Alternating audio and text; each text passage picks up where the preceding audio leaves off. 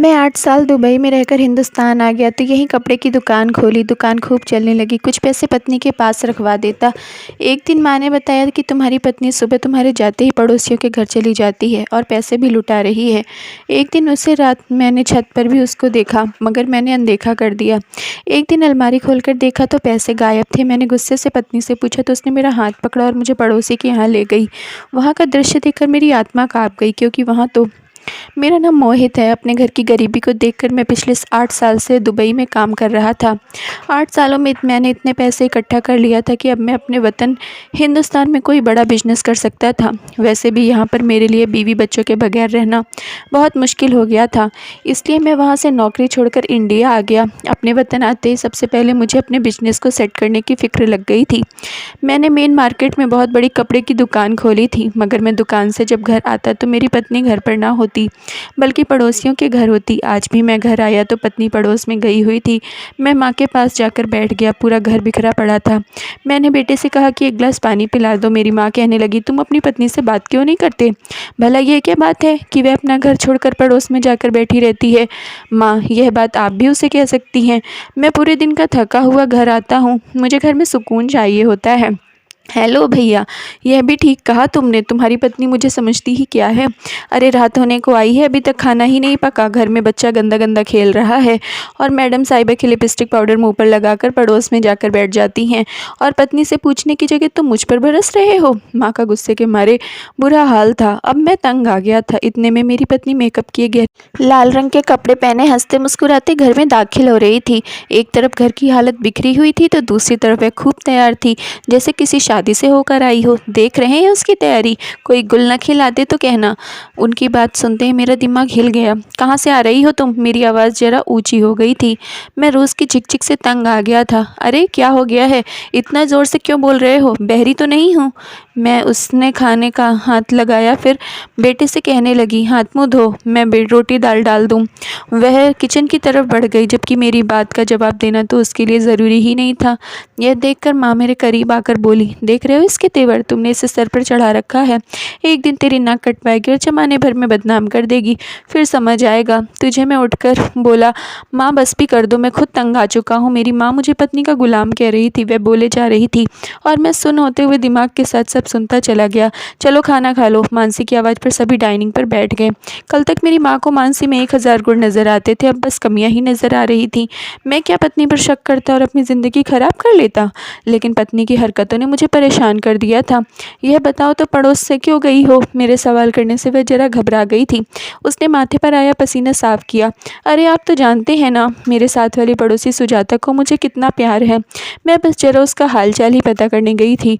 बातों बातों में वक्त गुजर गया। खाना भी तैयार नहीं था और आपके आने का वक्त भी हो चुका था। तो बस सुजाता ने जो पकाया था आधा मुझे दे दिया और यह कहते हुए वह अपनी प्लेट उठाकर किचन में चली गई। पहली बार मानसी के ऊपर मेरा दिल खटका था। उसकी यह हरकत और माँ की बातों से आखिरकार मुझे भी सोचने पर मजबूर कर दिया कि शायद कहीं कोई मसला है। मैंने दिल में सोच लिया था कि मानसी को साफ मना कर दूंगा कि वह पड़ोस में ना जाए। फिर मैंने उससे ये बात कही तो मुझे लड़ने पर उतर आई। कहने लगी, खुद तो तुम 8 साल में विदेश रहकर आए हो, मेरा जरा भी ख्याल था तुम्हें कि शादी के कुछ महीने बाद ही तुम चले गए थे? यह कहकर वह रोने लगी थी। उसकी बात तो सच थी। फिर बोली कि मुझे भी दिल लगाना था। आपकी माँ तो हर वक्त कड़वी बातें ही सुनाती रहती हैं, इसलिए मैंने पड़ोसियों की औरतों से दिल लगा लिया। पूरा दिन तो घर के कामकाज करती हूँ, वह आपको नहीं दिखाई देता? बस कुछ देर चली जाऊं तो कयामत आ जाती है। वह रोए जा रही थी। उसकी बात भी गलत नहीं थी। मैंने बहुत प्यार से उसे चुप करवाया। अगले दिन छुट्टी थी, इसलिए मेरा इरादा देर तक नींद पूरी करने के बाद ही उठने का था, मगर मेरे 7 साल के बेटे के ज़ोर ज़ोर से रोने पर मेरी आँख खुल गई थी। मैं बुरी तरह से परेशान हो गया था। मैं उठकर मानसी को खोजने लगा। यह क्या बात है? एक दिन तो मिलता है घर में आराम करने का। मैं गुस्से से चिल्लाता हुआ बाहर निकला तो माँ सामने अपने पलंग पर बैठी हुई थी। मुझे देखकर बोली, अरे हम पर क्यों बरस रहे हो? अपनी पत्नी को कहो ना, सुबह होते ही निकल जाती है पड़ोस में, उसे घर का तो कोई याद नहीं है। माँ गुस्से से कहा था और बेटे को कल की रोटी का टुकड़ा पकड़ा दिया। वह भूख की वजह से रो रहा था। यह देखकर मुझे मानसी पर गुस्सा आया था। अजीब लापरवाह औरत थी। मैंने पूरे घर में नज़र दौड़ाई, वह कहीं भी नहीं थी। कच्ची नींद से जगने की वजह से दिमाग अभी तक सुन्न था। माँ फिर से शुरू हो गई, बहरा है क्या? तुझे बताया तो तेरी पत्नी घर में नहीं है। जब देखो पड़ोस में होती है, ना घर का ख्याल है ना अपनी औलाद का। बच्चे का हाल देखो, भूत से रो रो कर घर सर पर उठा लिया है, लेकिन इस औरत को एहसास ही नहीं है। मैंने सोचा था कि बहू को लेकर आऊँगी तो सहारा मिलेगा और बाकी की ज़िंदगी सुकून से गुजरेगी। कितने अरमानों से दुल्हन बना कर लाई थी, लेकिन क्या रंग दिखाया है तेरे जाने के बाद। माँ फिर से वही सब बातें शुरू कर चुकी थी। पहले दिन इन सब बातों पर मैंने ध्यान नहीं दिया था। मैं अपने कारोबारी मसलों में उलझा हुआ रहा, लेकिन जैसे जैसे मेरी मशरूफियत में कमी आती गई, माँ की बातों ने दिमाग में नई सोच डालना शुरू कर दिया। अभी मैं कुछ कहता कि वह दरवाजे के अंदर दाखिल हुई। आज वह कल से ज़्यादा तैयार थी, मेरी पसंद का सूट पहना हुआ था। अभी मैं यह सब कुछ देख ही रहा था कि मेरी नज़र उसके हाथों में मौजूद बर्तन पर गई थी। छोटे से कप के ऊपर कपड़ा था। अभी यह क्या लाई हो? इससे पहले कि वह किचन में चली जाती, मैंने उसे रोक लिया। एक तो आपने जब देखो सवाल ही सवाल करते रहते हैं। वह थोड़ा झंझलाई थी। चीनी लेने गई थी। सुबह तो आपने मज़े से सो रहे थे, आपको जगाती तो आपको गुस्सा करना था, इसलिए सोचा कि पड़ोस से मांग लेती हूँ। बहू 1 घंटे से चीनी ही ले रही थी, माँ ने तेवरियाँ चढ़ाकर सवाल किया। माँ के सवाल करने पर मेरी नज़रें भी उसकी तरफ थीं। उसकी नज़र जैसे ही मेरी नज़रों से मिली तो वह फ़ौरन घबरा गई। फिर मेरी माँ से बोली, माँ आपको तो बस बात चाहिए होती मुझे सुनाने के लिए। एक तो जल्दी चाय चाहिए थी, अगर ज़रा सी भी देर हो जाती तो आप मुझे बातें सुनाती हैं। जितना भी कर लो कम ही है। वह ज़ोर ज़ोर से कहती किचन में चली गई। देख लिया कैसे बात करती है, ज़रा ध्यान दे अपनी पत्नी पर। माँ अपने कमरे की तरफ चली गई, जबकि मेरी पत्नी का नज़रें फेर लेना मुझे और ज़्यादा शक में डाल रहा था। मैं बहुत परेशान हो गया था। आज छुट्टी थी। नाश्ते में उसने आलू के पराठे बनाए थे और डाइनिंग पर लगा दिए, और फिर बेटे से कहने लगी, अरे बेटा जा जरा बराबर में ये पराठे देकर आ। मेरी पत्नी ने प्लेट में 5-6 पराठे रखकर उसे दिए थे। यह देखकर माँ बोल पड़ी, अरे बहू यह क्या इतना सब कुछ दे रही हो, दोपहर के लिए रख लो, भूख लगेगी तो खा लेंगे। माँ ने उसे रोका था, जबकि मैं अपनी धुन में खा रहा था। माँ कुछ नहीं होता, मैं पका लूँगी, सुजाता को बड़े पसंद है, वह बड़े ही शौक से खाती है। उसने बेटे को पड़ोस में भेज दिया था। जबकि मैं नाश्ते से फ्री होकर पलंग पर बैठ गया था, माँ भी मेरे पास ही बैठ गई थी, जबकि वह किचन में बर्तन लेकर जा चुकी थी और अब वहाँ से बर्तन धोने की आवाज़ भी आ रही थी। इतने में बेटा भी आ गया था। खाली बर्तन नहीं लाया? बेटे को खाली हाथ घर में आता हुआ देखकर माँ ने सवाल किया था। वे दादी आंटी तो घर पर थी नहीं, बस सुरेश अंकल अकेले थे, उनको दिखाया। उन्होंने कहा, अरे यह तो मेरी पसंद के ही हैं, अच्छा हुआ तुम्हारी माँ ने भिजवा दिए। मेरी पसंद पता जो है वह बर्तन बाद में भिजवा देंगे। मेरा बेटा कमरे में जाने लगा था। मैंने उसे पुकारा, बेटा। इससे पहले कि मैं उससे कुछ पूछता, माँ की आवाज़ सुनकर उसके पास चला गया।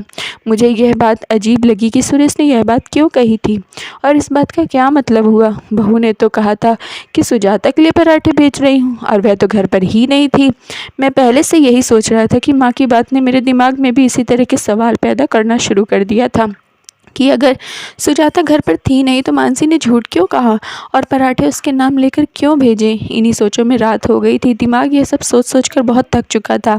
मुझे अपनी पत्नी से प्यार था। मैं अपनी ज़िंदगी में शक का जहर नहीं खोल सकता था, इसलिए खुद को झटका और सो गया। आधी रात को प्यास की वजह से मेरी आँख खुल गई। उस वक्त मेरी पत्नी कमरे में नहीं थी। मैंने बाथरूम की तरफ देखा तो उसका दरवाज़ा भी खुला था। आधी रात के वक्त वह कहाँ जा सकती थी। अभी मैं माँ के कमरे की तरफ जाता कि मेरी नज़र छत की सीढ़ियों पर गई, जहाँ पर बल्ब की रोशनी नज़र आ रही थी। मैं बहुत दबे पैर छत की सीढ़ियों पर कदम रख रहा था। जैसे जैसे मैं छत के करीब हो रहा था, बातों की आवाज़ मेरे कानों में पड़ रही थी। जब मैं पहुंचा तो मानसी बराबर की छत की दीवार पर खड़ी किसी से बातें कर रही थी। इससे पहले कि मैं उसके पास जाता, मेरा पैर पौधे से टकराया और मानसी ने पलटकर मुझे देखा।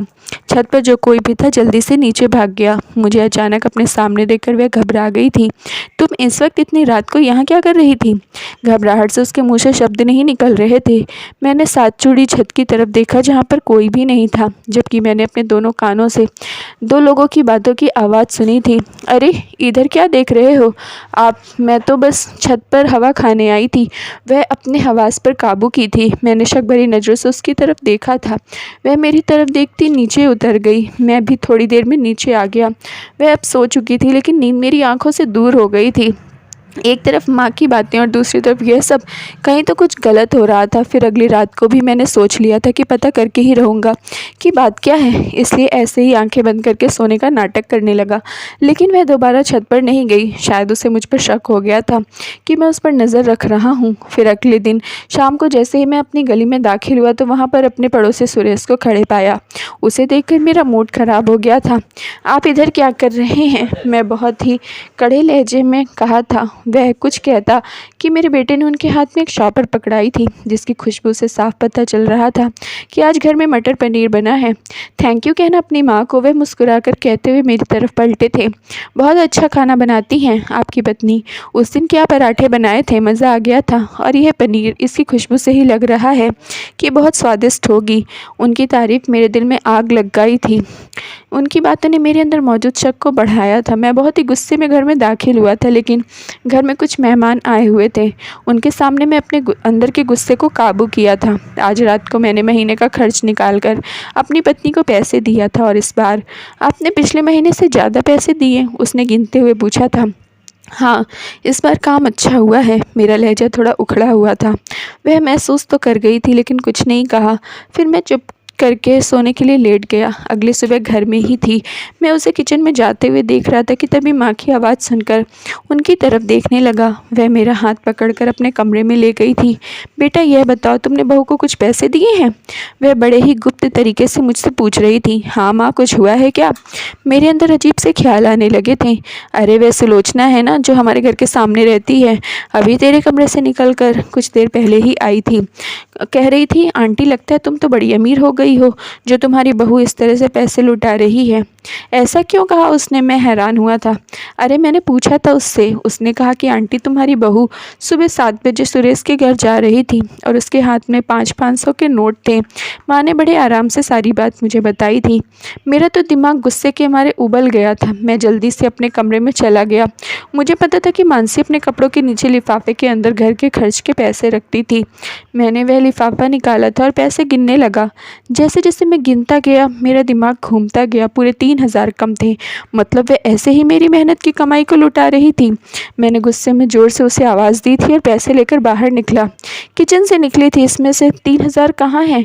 मेरे सवाल पर उसके चेहरे का रंग उड़ गया था। सच बताओ, कहाँ लुटा कर आई हो मेरी मेहनत की कमाई को? मैं ज़ोर से बोला था। मेरे इतने ज़ोर से चिल्लाने पर उसकी आंखों से आंसू बहने लगे थे, लेकिन उस वक्त मुझे किसी भी बात की कोई परवाह नहीं थी। क्या पूछ रहा हूँ, बताओ? मुझे कब से सब कुछ देख रहा हूँ, लेकिन चुप हूँ। अब तो पानी सर से ऊपर चला गया है। वह तड़प गई थी। बताओ, उस दिन छत पर तुम्हारे साथ कौन था? मैंने खुद अपने कानों से सुना था। वहाँ पर कोई और भी था। आज मेरे सब्र का पैमाना भर चुका था। मेरी बातें सुनकर उसने अपने आंसू साफ किए और मेरा हाथ पकड़ लिया।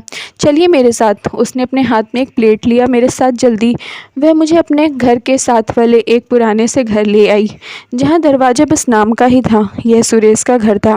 पुराने खराब से पर्दे की मदद से उसे दरवाजे की शक्ल दी गई थी।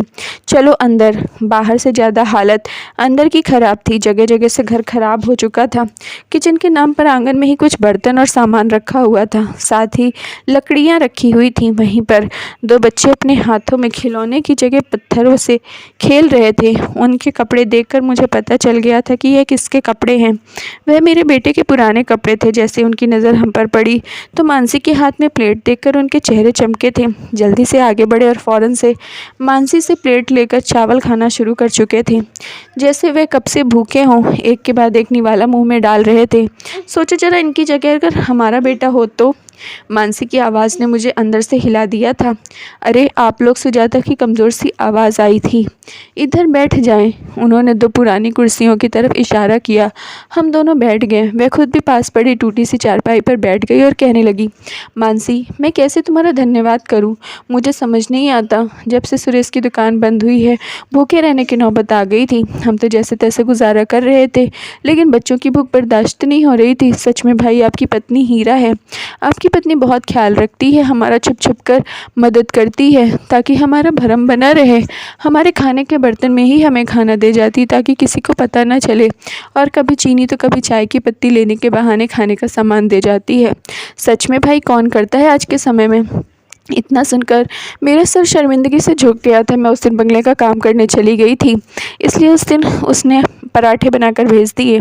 मेरा पति और बच्चे भूखे थे। उन्होंने भर पेट कर नाश्ता किया था। सच में दिन रात दुआएं निकलती हैं आपके लिए और आपकी पत्नी के लिए। अभी सुबह इसने मुझे पैसे दिए ताकि मैं थोड़ा बहुत राशन ला सकूं। इस बेरोजगारी के दौर में जीना कितना मुश्किल हो गया है।